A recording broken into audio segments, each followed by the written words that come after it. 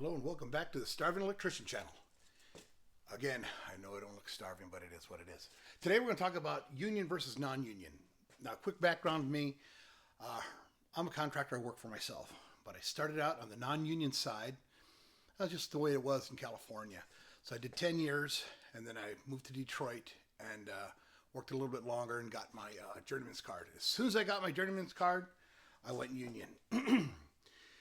And there's multiple reasons why, but each has its upside and its downside. These are just my opinions and my experiences, what happened to me. I see a lot of young bloods out there and a lot of the electricians group, like, which way should I go? A union man will always tell you union, union, union. Non-union guys be like, oh man, to heck with them. There's reasons why. And let me explain from my perspective. Pay, I'm not going to sit here and check which one's better because I'm going to let you decide. Pay, it goes without saying. I mean, everybody knows that the union guys get better pay. They collectively bargain for it. United you stand, divided you fall. And if you're working non-union, trying to get a good paycheck, you have to fight for it. You have to show experience. You have to prove it on the job. And then, even then, you don't get the pay you deserve.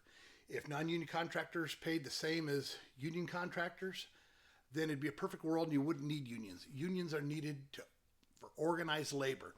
But a union is like a giant job agency. You don't work for the union. The union represents you in bargaining and making sure you get everything that's coming to you. So they're a giant job agency. You sign a book. The book may have 100 people, may have 1,000 people. And there's upsides and downsides to that. Union, you're supposed to be a work share. So when you're done with the job, you're supposed to take your layoff and go to the back of the book, just like everybody else.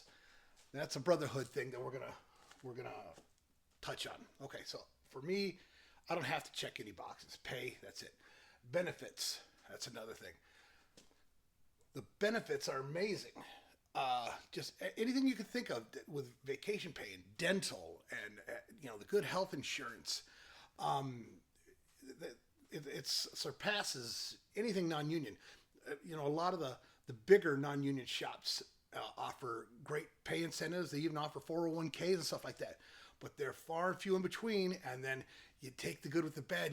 Maybe they give you less money per hour or something rather in order to provide you benefits. Like they're doing you a favor.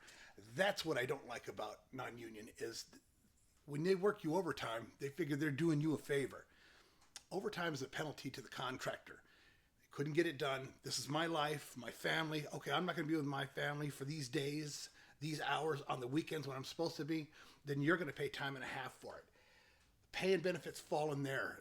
A lot of times unions won't, or non-union won't do it, especially like double time on Sundays. So next day is Monday. So I'm working 7 days a week. I did 710s or 712s for 10 years. And when I was done, after the tax man got a hold of me and everything else, I didn't have a family. Kids grew up, wife hated me, divorce, and I don't believe in overtime. So, but that's me. You could chase it. All right. Security. This is a big one. Union is an international brotherhood of electrical workers. You can work anywhere in the country you want to. And a lot of times your work, it's like, oh, this is the best local ever. I got in my local and people from out of town were coming in. There's an 8,000 man local. Now it's a 3,000 man local. If that, I don't know. But it's great to have a ton of work. But when work dries up, and this was the auto industry, and auto industry got devastated and it just plummeted. Well, I was just high on the hog with all this overtime. Then 9/11 happened. Everything shut down. The world was a different place, and I don't know what happened to Detroit.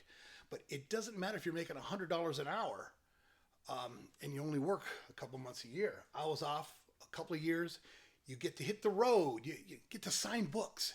You can sign a book in Louisiana or Texas or Maine, and then you go back home.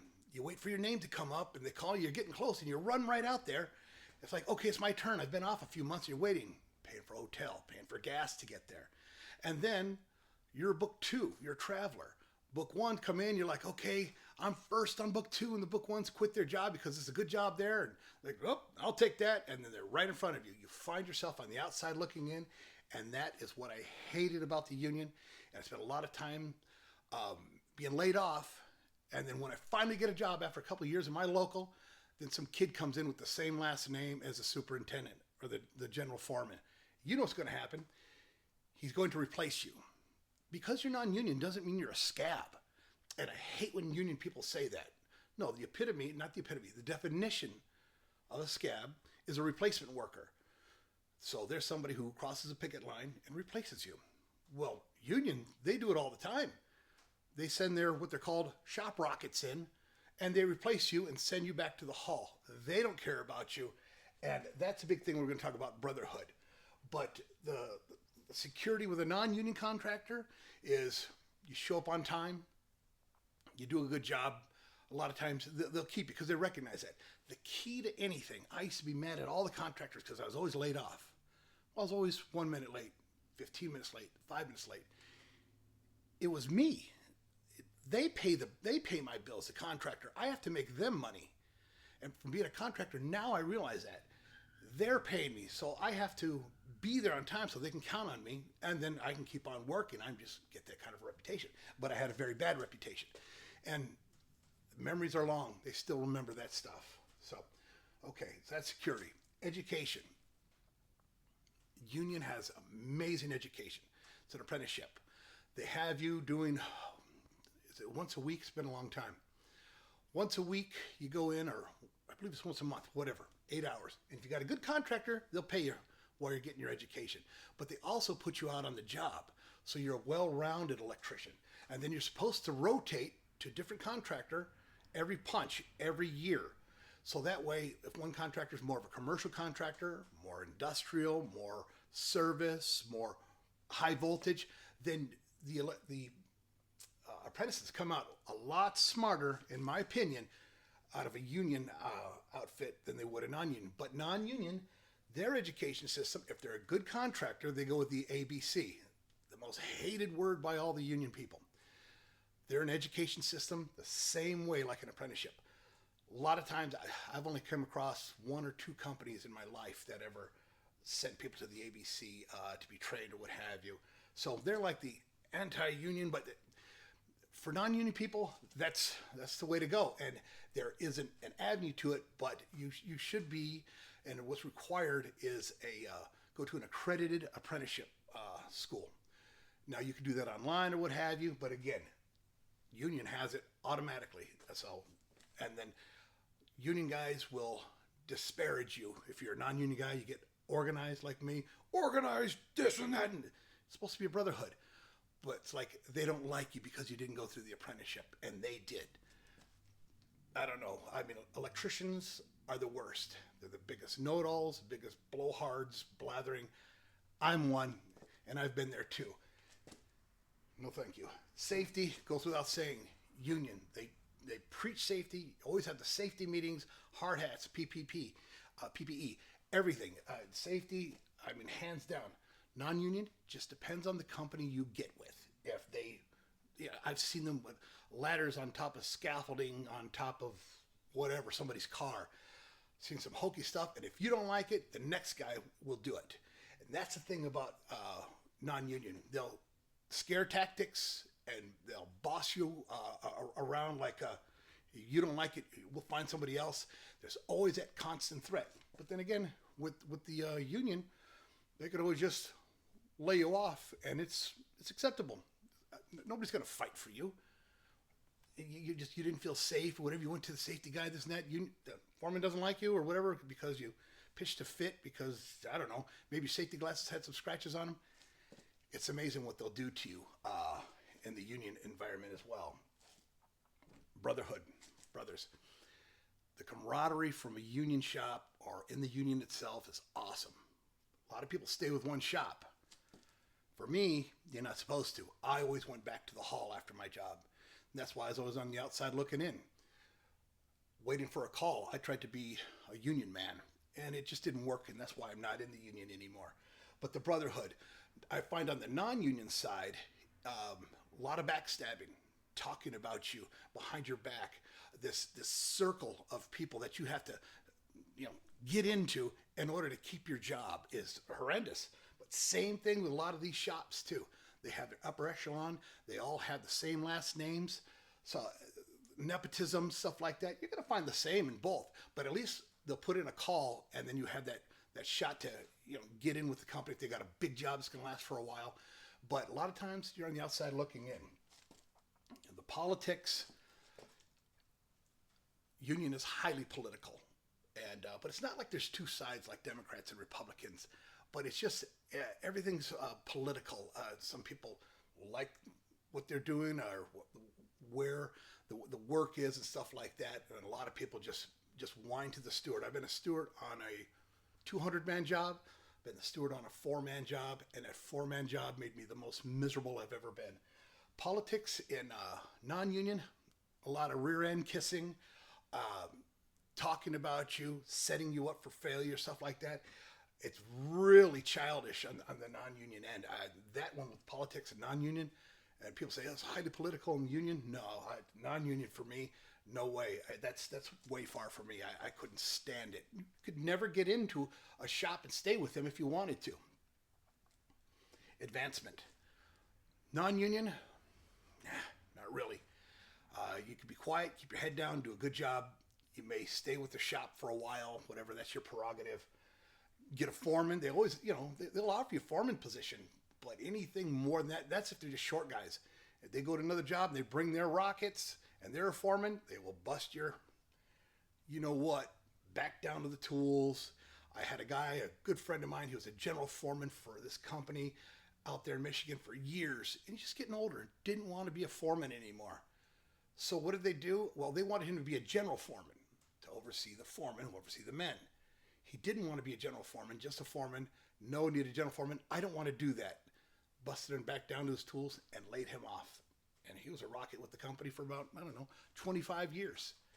I mean, what a sad way to go out. But you got retirement, you got all that good stuff. That goes back to benefits with the union.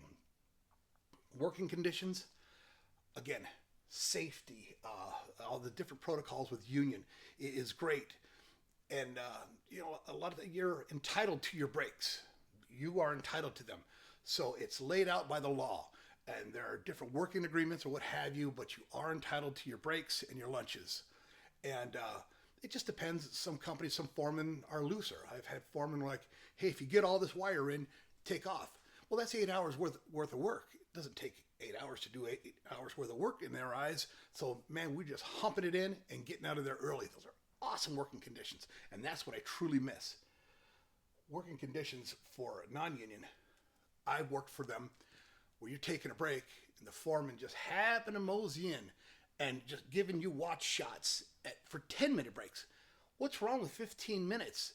But for the little breaks, stuff like that, or come up with some kind of obscure law, so that in 10 hours, you're not supposed to have this and that. You have one break that's in that, or they try to get you to mash your breaks together. Working conditions with the union are set. They're set by the national maintenance agreement, stuff like that. These are national things. So these are just my few takes. If you have any other issues you want me to talk about, I'll try and give it a try. But this is what I came across. Again, electricians, I'm going to get a lot of hate from union guys. Oh, you scab, you left, this, that. Oh, you don't know what you're talking about. Yes, I do. I was a heavy industrial electrician, high, hot, and dirty. That's the way I liked it. The big guys, we pulled in all the big wire, all the big terminations, worked in the steel mills, the power plants, underneath them, in the vaults, stuff like that. No. I know what I'm talking about. Also worked on a non-union side for 10 years. And I never went back to it after I left the union. I got my contractor's license because I don't like either one. Always be prepared. I didn't like to be on the road and spend my money and work just part-time. No, not for me. And I didn't like the nepotism, stuff like that for the non-union side. I never wanted to go back. Once I went union, I didn't want to go back. So I got my contractor's license, and that's what I do. I'm a one-man shop. I don't hire anybody. When I did, I used to hire people, the out-of-work local 58 guys. But it's a lot of people talking about you, and those knives are in your back. I go to the golf outing. I've been to the same golf outing for 25 years. They thought I was running a 25 truck outfit hiring all non-union people. You should have seen everybody talking about me. And the guy approached me, "What's the deal with this, Lenny?" I've been out of the local for 10 years. I'm like, "What are you talking about? It's just me. I'm alone. Starving electrician. I do videos on YouTube." That's the stuff that I just hate working for anybody. So if you want my opinion, go work for yourself. That and get a hustle. I've got this YouTube channel and I also have advertising. It's called halfwaytovegas.com. I have sea containers up on legs, and I sell advertising space along the 15 freeway from California to Las Vegas. People rent that out. Halfwaytovegas.com is going to be a place for anything you want in Las Vegas. You go there first. And because it's halfway to Vegas, gigantic sign. It's great. Check it out sometime. So my opinion is work for yourself. Always have a hustle. But I gave you the difference between the two. Make up your mind for yourself. I touched on a lot of things, and there's not a lot that I didn't touch on because that's basically the size of it. So, nobody buys you your tools for you. You buy your tools, there's no 401k in the union, but some companies are non-union, but basically not. To me, there's not a lot of security in non-union. And then there's a lot of them cracking the whip on you and stuff like that. But union, you get people who are slugs and stuff like that, and you wonder why they get to keep a job, and you're out there working hard. My advice, again, shut your mouth, because I never did. Keep your head down, do your job, and you'll be fine in the union and non-union. So, okay, thanks for watching. I appreciate you. Thanks for listening, and I hope I help some young bloods with making their decision. So, all right, peace out, people.